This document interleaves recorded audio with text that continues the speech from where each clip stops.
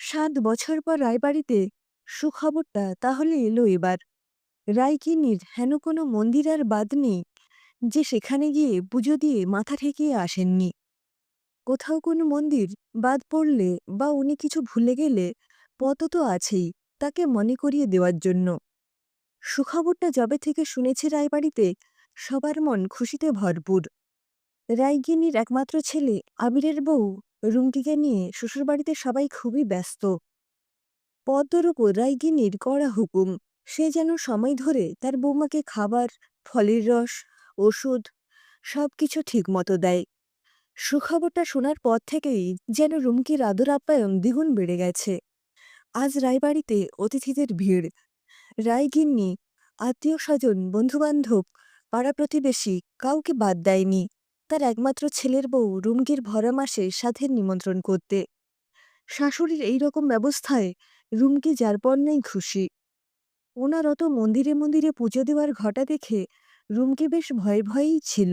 কিন্তু তার শাশুড়ি যে তার সাথে শুধুমাত্র মহিলা মহলকে নিমন্ত্রণ করে ক্ষান্ত থাকেননি, সেখানে পুরুষদেরও সাদর অভ্যর্থনা করেছেন, শাশুড়ি মায়ের এই আধুনিক মনের ভাবনাকে মনে মনে সে তারিফই করেছে।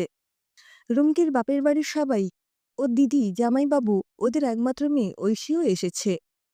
রুমকিকে খুব সুন্দর করে সাজিয়ে সামনে বেশ ভালো আয়োজন করে বসানো হয়েছে সকলের মাঝে। ওকে ঘিরে বসে আছে ওর পিসি শাশুড়ি, 2 খুড়তুতো ননদ আর ওর শাশুড়িমা রায়গিন্নি। হঠাৎ পদ্মকে রায়গিন্নি কাছে ডেকে ওর কানে কানে কি যেন একটা ফিসফিস করে বললেন। একটু দূরে দাঁড়িয়ে রুমকির মা দিদি দূর থেকে দেখেও না দেখার ভান করে নিজেরাই কথা বলতে লাগলেন। রুমকি ওর মাকে ইশারায় কাছে ডেকে খুব আবদার করে বলল, মা, খুব খিদে পেয়ে গেছে, সকাল থেকে তেমন কিছু খাইনি, তুমি একটু পায়েস তুলে সামনে রাখা বাটি থেকে খাইয়ে দাও। রুমকি দিদির মেয়ে, সেই শুনে তার দিদুনের হাত থেকে বাটিটা নিয়ে তার আদরের মাসিমণিকে খাওয়াতে গেলে পেছন থেকে পদ্ম বলল, একটু দাঁড়াও, গিন্নিমার খুব ইচ্ছে, আগে টুবাই দাদা বৌদিমণিকে পায়েসটুকু খাওয়াবে, তারপর তোমরা সবাই এক এক করে খাইয়ে দিও। আশেপাশে সবাই ব্যাপারটা বুঝে একটু দূরত্বে দাঁড়িয়ে থেকে লক্ষ্য করতে লাগলেন। রুমকির মা ততক্ষণ ঐশীর হাত ধরে একপাশে সরিয়ে নিয়ে এসেছেন। শাশুড়ির কথা মতো রুমকির খুড়তুতো ননদের ছেলে টুবাই ওকে প্রথম পায়েসটুকু খাওয়াল। তারপর একে একে সবাই। সঙ্গে সঙ্গে ননদটিও রুমকিকে জানাতে ভুলল না যে আজ এই সাধের পায়েসটা সেই রান্না করেছে। আসলে বৌদিভাই, ছেলের মাকেই সাধে বা কোনো শুভ কাজে পায়েস রান্না করতে হয়। রুমকি কিছুক্ষণ আগে মনে মনে তার শাশুড়িকে যে আধুনিকা মনের তকমাটা দিয়েছিল, পর মুহূর্তেই সেই ভুল ভেঙে গেল। আরও একটু তাল কাটল ঠাকুর ঘরে গিয়ে। লোকাচার অনুযায়ী ঠাকুর ঘরে একটা প্রদীপ আর নোড়া ঝুড়ি চাপা দিয়ে রাখা হয়েছিল। রায়গিন্নি রুমকির মাথায় হাত বুলিয়ে দিয়ে বললেন, যে কোনো একটা ঝুড়ি তুমি তোলো, দেখো আবার কাজটা একটু ভেবেচিন্তে করো। রুমকি অত কিছু ভাবনা চিন্তা না করে একটা ঝুড়ি তুলে ফেলে, আর সেটা ছিল প্রদীপ, যার অর্থ কন্যা সন্তান হবে তার। তখনই রুমকির পিসি শাশুড়ি থেকে খুড়তুতো ননদ, এমনকি এতদিন ধরে খাতির যত্ন করা সেই শাশুড়ি মায়ের মুখ কালো হয়ে যায়। এতগুলো মাস ধরে তার পুজো পার্বণ, বৌমার যত্ন নেওয়া, তার আদর আপ্যায়ন সব যেন এক নিমেষে বিফলে চলে গেল রায়গিন্নির। এক মুহূর্তে গোটা বাড়ির আবহাওয়া বদলে গেল। রুমকির আরও কিছু বুঝে ওঠার আগেই ওকে ওর স্বামী আবির ঘরে নিয়ে গেল। রুমকি বাড়ির সবার আচরণটা আস্তে আস্তে বুঝতে পারছিল। মনের ভেতর একটা ভয় কাজ করছিল, ক্রমাগত ওকে ভাবতে বাধ্য করছিল এরপর কি হবে। আবির রুমকির কাছে ব্যাপারটা সহজ করে দিতে চাইছিল।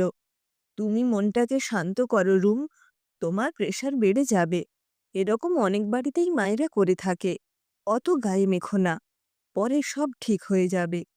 আসলে একটা নাতির আশা করে থাকে, তাই এই রকম, তুমি একদম টেনশন করো না প্লিজ। কিন্তু রুমকি কিছুতেই যেন মেলাতে পারছিল না। এখনো তো সে জন্মায়নি, তার আগেই তোমার মা এরকম আচরণ করছেন? তাহলে এত যত্ন, এত মাস ধরে এত খাতির, মাঝে মাঝে আমার আবদার করে কিছু খেতে ইচ্ছে করা, সবকিছু তার একমাত্র ছেলের বংশধর পাওয়ার আশায়? ছেলের বইয়ের ওপর তাহলে কোনো ভালোবাসাই ছিল না? সেই রাতেই রুমকির শরীর খুব অসুস্থ হয়। সোজা নার্সিংহোমে অ্যাডমিট করা হলো। ভোর রাতে তার একটা ছোট্ট মিষ্টি ফুটফুটে মেয়ে হলো। রুমকি বাপের বাড়ির সবাইকে নার্সিংহোমে উপস্থিত থাকতে দেখলেও শ্বশুরবাড়ির কাউকে দেখতে পায়নি। একা আবির মেঘকালো হাসি ভরা মুখ নিয়ে দাঁড়িয়েছিল। সেই হাসিতেও যে একটু দুঃখের ছিটেফোঁটা রেশ ছিল। রুমকির চোখকে কিছুতেই তা আড়াল করতে পারল না। মুহূর্তের ফারাকে শ্বশুরবাড়ির সবার কাছে তার আদর্শ ভাগ যেন সব শেষ হয়ে গেল। আবির শুধু রুমকির মাকে বলল যে এই কদিন যেন তার মেয়ে আর তার স্ত্রীকে তাদের কাছে নিয়ে গিয়ে রাখে। নার্সিংহোম থেকে বাড়ি ফেরার পথে আবির ও রুমকি গাড়িতে বসে। তাদের আদরের ফুটফুটে মেয়েকে কোলে করে বুকে আগলে ধরে। যে অমোঘ আবেশ ভরা হৃদয়স্পন্দন অনুভব করছিল তা যেন তাদের মনের দুঃখকে অনেকটাই লাঘব করেছিল। মেয়ের কপালে স্নেহচুম্বন এঁকে দিয়ে মনে মনে ভাবে, ঈশ্বরের অনেক আশীর্বাদ, একটি সুস্থ শিশু তাদের কোলে। রুমকি নিজের মনের মতো করে মেয়েকে গড়ে পিঠে তুলবে। আবিরের দিকে তাকিয়ে রুমকি বলে, বাড়ি ফিরে মাকে বলুক, সমাজে সংসারে যেখানেই হোক এক নারীর সঙ্গে আর এক নারীর সেতুবন্ধন তখনই তৈরি হবে যখন ছেলে আর মেয়ের মধ্যে বিভেদ বন্ধ হবে। বাহ্যিক স্মার্ট বা মনের আধুনিক পরিবর্তন শুরু হবে তখনই যখন মেয়েরাই মেয়েদের পাশে এসে দাঁড়াবে। তুমিও তো ছেলে, পুরুষ মানুষ, রায়বাড়ির বংশধর। তোমার প্রতি ওদের এত ভালোবাসা। তোমার সবকিছুকে মা যদি এতটা ভালোবাসেন তাহলে তার একমাত্র ছেলের মেয়েকেও তো তাদের ঠিক ততটাই ভালোবাসা উচিত। এক ভালোবাসা থেকে আরও ভালোবাসার সৃষ্টি হয়, যেমন আসল থেকে সুদ আরও বেশি মিষ্টি। মনের কুসংস্কার ব্যাধিকে সরিয়ে শেষ বয়সে মন কেমনের দিনগুলোকে দূরে ফেলে সংসারে নতুন সদস্যের সঙ্গে সময় কাটাক। আবির হঠাৎ ড্রাইভারকে বলে, গাড়ি ঘুরিয়ে শ্যামবাজারের দিকে চলো। রুমকি ভুরু কুঁচকে আবিরের দিকে তাকিয়ে বলে, কি হলো? তোমার বাড়ির দিকে গাড়ি ঘোরাতে বললে কেন? মোবাইলটাকে লাউডস্পিকারে দিয়ে রুমকির মুখের সামনে ধরল।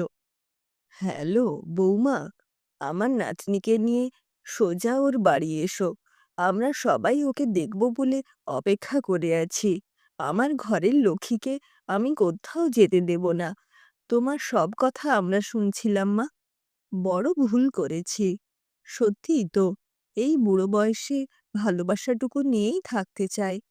মনোকষ্ট আর সইতে পারবো না মা।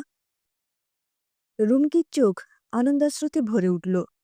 আবিরের বুকে মাথা রেখে বলল, শুধু একটা প্রশ্ন তোমাকে।